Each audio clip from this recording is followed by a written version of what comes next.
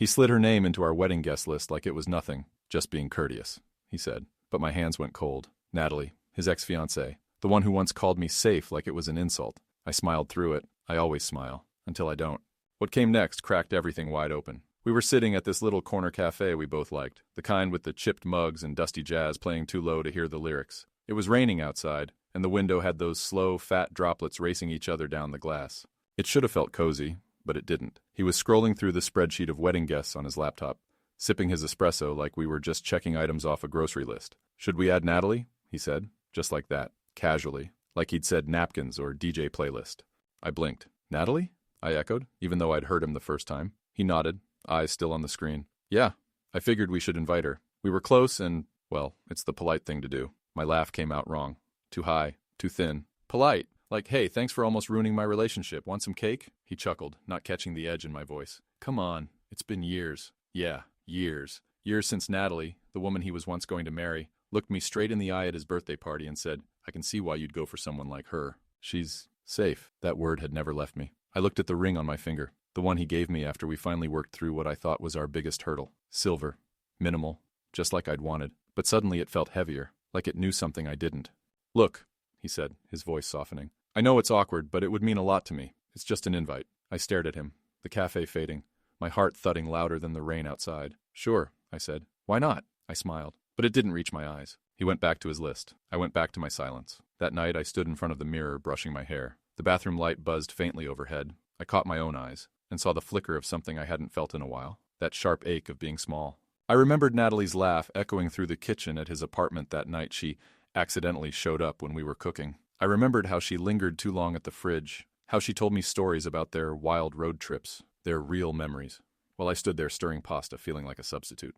I remembered the text she sent him after we got engaged. "Congratulations." She seemed sweet. Sweet. Not strong. Not unforgettable. Just sweet. I'd buried those moments deep, called them petty, told my therapist I was over it. But the truth, they never stopped stinging. Later that week, I sat across from my therapist in her sun-drenched office. I told her about the guest list, about Natalie. She didn't rush to speak, just looked at me and said, "How did that make you feel?" I swallowed. "Like I'm back in the shadows. Like I don't get to say no without being the villain." She nodded. "So maybe the question isn't whether you can say no. It's whether you believe you deserve to." That night, I opened an old folder on my laptop, one I hadn't dared touch. It had screenshots, messages, photos of him and Natalie that he never deleted until I asked. One in particular made my stomach twist. Them at a Halloween party, her in his lap laughing. I wasn't even in his life back then, but it felt like she never really left. When he came home that night, I was sitting at the kitchen table.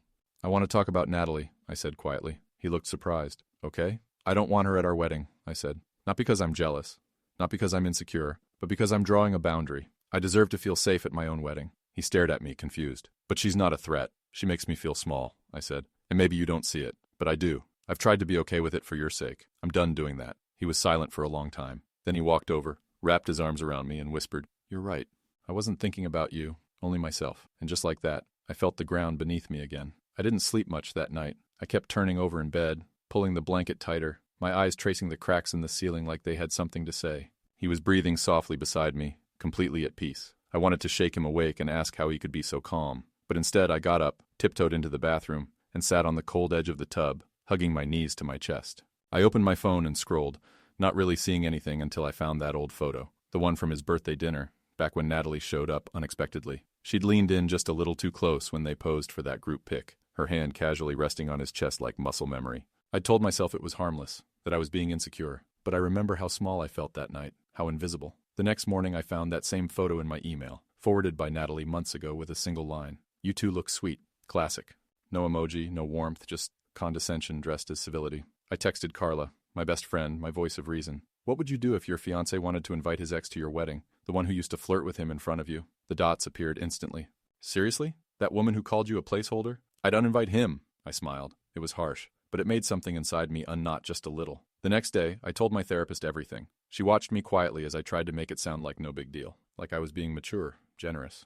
Like the idea of Natalie sitting in the front row in a champagne dress and smirking at me didn't twist something deep in my gut. "I don't want to seem unreasonable," I said. "But you're not unreasonable," she replied. "You're uncomfortable, and that's valid. The only question is, do you believe you have the right to protect yourself?" Her office was filled with soft things, cushions, plants, the faint smell of sandalwood, but her words were sharp in the best way. They made things clear. Later that evening, I pulled out the box where I'd kept old journals. half buried under receipts and tangled necklaces. I found the entry from the night after that dinner with Natalie. My handwriting was slanted and small. I'd written, "He told me not to overreact." I pretended to agree. I don't think he gets how much pretending I've done for this to work. That night I stood in front of the mirror again, this time with my wedding dress still zipped in its garment bag, hanging untouched in the corner. I hadn't tried it on in weeks, not since we picked the final design. I looked at myself, really looked, and asked out loud, "Do you want to marry someone who doesn't protect you from what hurts?" The silence was louder than I expected. When I came back to bed, he stirred.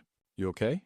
he mumbled. I slid under the blanket, kept my voice even. "Not really. We need to talk tomorrow." He turned toward me in the dark. "About what?" "About who gets to sit at our wedding, and who doesn't." Didn't bring it up over breakfast. We ate in silence, save for the clink of his spoon in his cereal bowl and the low hum of the fridge. He scrolled his phone with one hand, sipping coffee with the other. Meanwhile, I watched a single drip of honey slide down the side of the jar. I felt like that honey, slow, sticky, trying to hold form before falling apart. "Did you sleep okay?"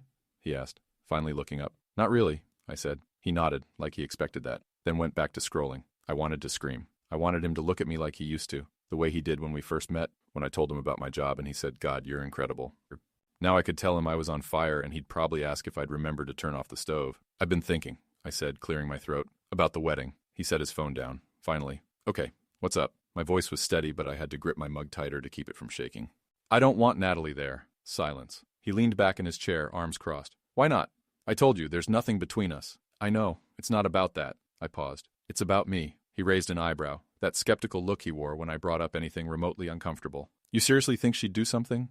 At the wedding?" "I think I wouldn't feel safe," I said simply. He blinked. "Safe? I don't mean physically," I added quickly.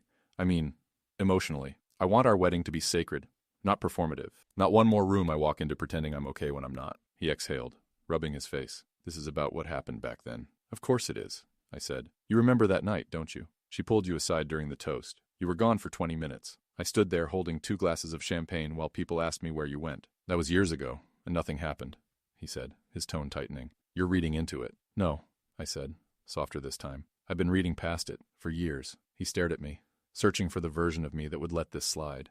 I wasn't there anymore. He looked like he might argue. Then his expression shifted, and I saw it. Guilt, finally surfacing beneath the surface smoothness. "I just didn't want to hurt anyone's feelings," he muttered. "You didn't want to hurt her feelings," I said.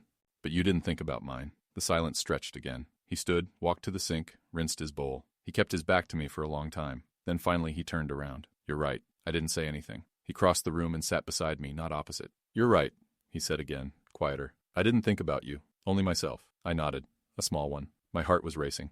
But for once, it wasn't panic. It was relief. I had said it, all of it, and he heard me. I thought that would be the end of it. But the next day, I found him in the living room, laptop open, scrolling through our guest list again. He didn't look up when I walked in, just tapped the backspace key slowly, like each name was a pebble he was moving uphill. "She's off the list," he said without turning around. I nodded. "Okay." He waited like maybe I'd say thank you, or maybe apologize for making a fuss. But I didn't, because this wasn't about gratitude. This was about dignity. And maybe that silence was its own kind of answer. A new rule in our house where my discomfort didn't need justification to matter.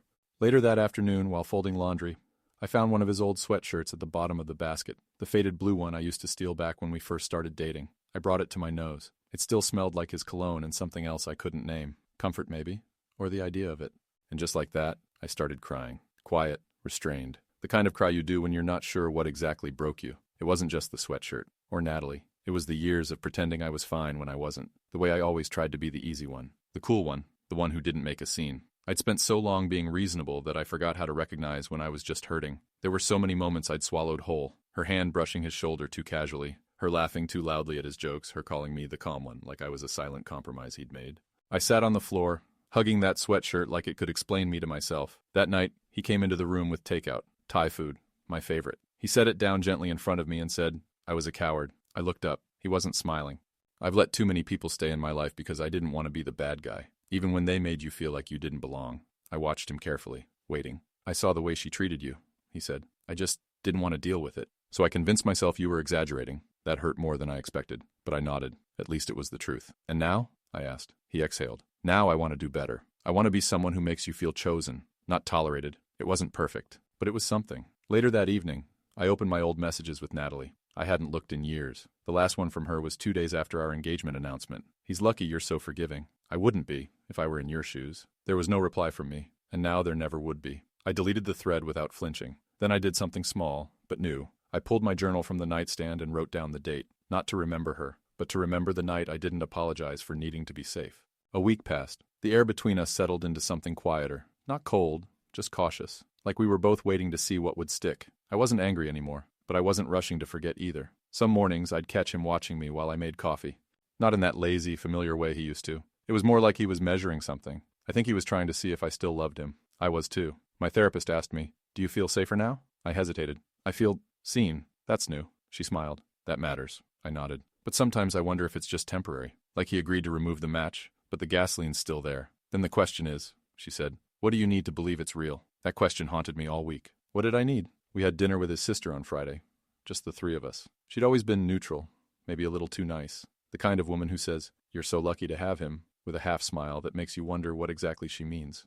Somewhere between salad and wine, she brought up Natalie. "I was surprised to hear she's not coming," she said too casually. "I thought you two were on good terms." I didn't look at him. I wanted to hear what he would say. He set down his fork. "We're not," he said plainly. And it was the right call. I felt something shift inside me. Not joy exactly, but relief laced with sadness. Because it shouldn't have taken this long. His sister blinked. "Okay," she said, shrugging. Didn't mean anything by it, but I caught the flicker of judgment behind her eyes. On the way home, I asked him, "Do you regret telling her that?" "No," he said. "I just didn't like that it surprised her." "What do you mean?" "I mean," he said, glancing at me, "I should have made it clearer to everyone a long time ago where you stand in my life." I didn't answer, but something deep in my chest finally let go. That night, I lit a candle and sat alone in the bedroom. No TV, no noise. I pulled out the wedding binder, flipped past menus and flower samples, until I found the vow drafts we'd written months ago. Mine was neat and emotional. His was half done, with scribbled notes and inside jokes. I stared at the blank lines and wrote 3 new words at the bottom of my page. Protect, choose, witness. Because that's what love meant now. Not just affection, but choosing, again and again, out loud. I wasn't asking him to fight every battle, just to remember I existed in the line of fire. The next hurdle came in the form of a forwarded email. It popped up on my phone mid-morning, during a team meeting. I glanced at the subject line and my stomach dropped. Subject, Wedding RSVP, Natalie W. Even before I opened it, I knew. Somehow she had gotten a copy of the invitation, and she'd replied. "Not just yes," she added a note. "Looking forward to seeing you both. I'll keep things light and classy, don't worry. Tell your fiancé not to stress. No punctuation. Just venom dressed up in silk." I stared at the screen while my boss reviewed quarterly numbers. I couldn't hear a word she was saying. My pulse pounded in my ears. Later I found him in the kitchen. He was reheating leftovers, humming like it was any other day. I held out my phone. "She RSVP'd. His eyebrows knit. "What?" She replied. "Somehow she got the invite, did you?" "No," he said immediately. "Absolutely not." I watched his face, the shift from confusion to shame. "I gave a few invites to my mom," he said slowly. "Maybe she—" Of course. His mother had never liked me. Always warm on the surface, but with that subtle chill beneath. The kind of woman who offers compliments like warnings. "You're so poised. That's rare these days." I sat down, gripping the edge of the table. "She said she wouldn't come," I whispered. "She won't," he said quickly. "I'll fix this. I'll call my mom." "And say what? That your fiancé has fragile feelings and needs protecting?" He flinched. "I'll say it's our boundary." That it's not up for debate. I wanted to believe him. I really did. That night, I stood in front of the mirror again. Same spot, same fluorescent buzz. But this time, something was different. I didn't see the girl trying not to rock the boat. I saw a woman tired of floating in someone else's comfort. I picked up my ring, turned it slowly between my fingers. What if this was the test? Not just of him, but of me. Was I really ready to demand the love I needed? I sat down at my desk, opened my laptop, and wrote a message to his mom. Short, clear, unapologetic. "I understand you shared our invitation with someone we chose not to include. That crossed a boundary. Please don't do it again." I hit send before I could second-guess myself. An hour later, she replied, "I was just trying to keep the peace. You've made it clear where I stand. Understood. No apology. Just ice." But I smiled anyway. Because for the first time, I didn't care if she liked me. She showed up at our door 2 days later, his mother. Uninvited, unannounced. Holding a tin of lemon bars like we were hosting a backyard brunch and not unraveling a decades-old pattern of polite cruelty. I saw her through the peephole and didn't move. I just stood there, heartbeat in my throat, watching her shift the tin from one hand to the other. Finally, he opened the door behind me. "Oh," she said with that sugary tone. "I didn't realize you were both home." We didn't invite her in, but she stepped in anyway, like always. She set the tin on the counter like it was a peace treaty. "I thought we should clear the air," she said, smiling at me. "No tension before the big day." I didn't respond. I looked at him. He took a breath, straightened up, and said, "We're not doing this." She blinked. "Doing what?" "Undermining boundaries," he said. "You knew Natalie wasn't invited. You gave her the RSVP anyway. You crossed a line." The silence that followed was dense. Heavy, the kind that fills a room and leaves no air. Her smile faltered. "I was just trying to be considerate. You used to be friends." "No," I cut in. "You were trying to make a point. That you know better. That my feelings are optional." She turned to me slowly. "I didn't mean it like that. I know, I said. But you still did it. Her eyes narrowed, just slightly, enough that I could see the mask slipping. I was trying to avoid drama. But you caused it, I said. You invited it in, wrapped in good intentions. She looked back at her son. So what? She speaks for both of you now? No, he said. But she speaks for herself, and I'm finally listening. I watched the words land, each one digging into the soil between them, the old mother-son dynamic cracking just a little under the weight of something new. Then she said it, the sentence I'd seen coming since the beginning. I just don't want him to lose himself in someone who controls everything. I felt my stomach drop. He stepped forward before I could speak. She doesn't control me. She respects herself. There's a difference. His voice wasn't raised, but it was steel. I'm not asking you to like me, I said quietly, but I won't shrink to fit into your comfort zone anymore. Her face barely moved, but the frost was there. I see, she said. She turned, walked to the door, paused. Don't forget who's been in his life the longest. He didn't flinch. That's not the same as showing up. And then she left. No dramatic exit, just quiet defeat. When the door clicked shut, I didn't cry. I didn't collapse. I just exhaled, deep and long. Later we sat on the couch, the tin of lemon bars untouched between us. I'm sorry it took this long, he said, to get here. I leaned my head on his shoulder. Me too. But here we were. Not perfect, just honest. And that felt like a beginning. After that, everything got quieter. Not easier, just still. His mom didn't reach out again. No calls, no emails, just silence. The kind that feels both like punishment and relief. We didn't talk about it much, but I knew he felt it, the space she left behind. I caught him staring at his phone some nights, thumb hovering, then locking the screen without dialing. But he didn't pull away from me. If anything, he leaned in closer. We met with the wedding planner a few days later. Cake tastings, table arrangements, final dress fitting, all the usual chaos. But something had shifted. I wasn't pretending anymore. I wasn't smiling through tension or nodding to keep the peace. I made real decisions. Said no when I meant no, and he backed me up every time. It felt foreign, like trying on clothes that actually fit after years of squeezing into someone else's idea of me. One night, while organizing our seating chart, he pointed to an empty slot and said, "Do we want to save this for your cousin?" I shook my head. She hasn't called in 2 years. Let's not make space for ghosts. He smirked. That's what I love about you lately. Lately? He paused, thoughtful. You're not trying to be likable. You're just being you. I didn't know whether to laugh or cry, so I did both. Later I found myself in the mirror again. It was becoming a ritual. But this time I wasn't searching for something missing. I was checking in, asking myself quietly, is this love, or is this survival dressed in commitment? The answer didn't come right away, but it didn't scare me anymore. The next morning a package arrived. No return label, just my name. Inside was a thin envelope, cream-colored. I opened it slowly, a handwritten note, from Natalie. I heard what happened. I didn't mean to make trouble. For what it's worth, I hope it's a beautiful wedding. That was it. No apology.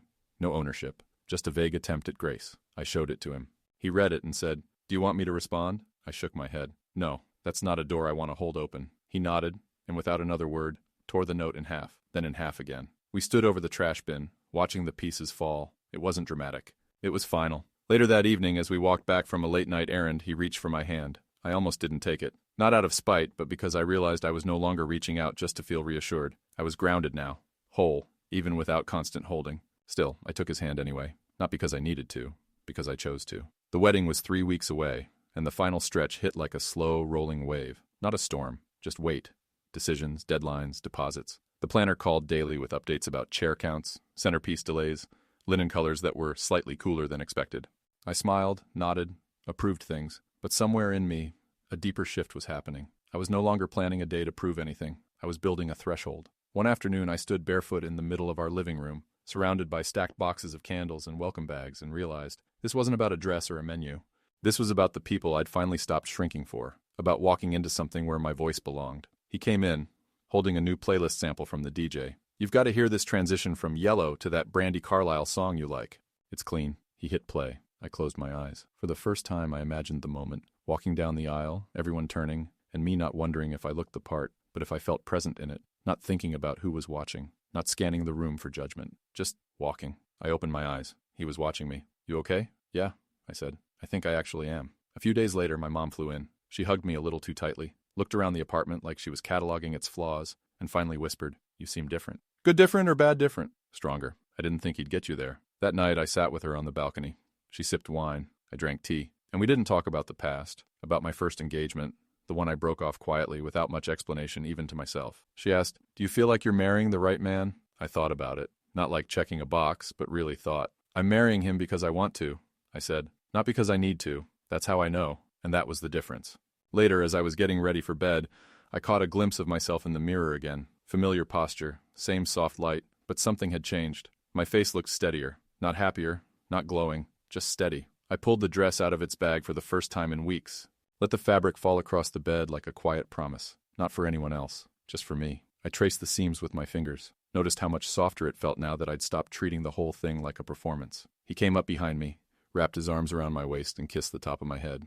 "Last chance to run," he teased. I looked at our reflection. Not this time, because this time, I wasn't running towards safety, or away from discomfort. I was walking forward, with both feet on the ground. The morning of the wedding was quiet. No chaos, no frantic calls, just light streaming through the windows and the smell of jasmine from the bouquet I hadn't let anyone else choose. I'd asked for simple, wild, a little uneven, something that looked like it had grown on its own terms, like I had. The dress fit perfectly, not just in size, but in spirit. I didn't need to be zipped in by a chorus of anxious bridesmaids. I slipped it on alone, in front of the same mirror where so much of this story had unfolded. I looked at myself and whispered, "You made it. Not to the altar, to yourself." A soft knock at the door. My mom. She stood there with damp eyes, holding a tiny velvet box. "It was your grandmother's," she said. Inside, a delicate gold pin, small, with a single pearl in the center. She wore it when she said no to her first proposal.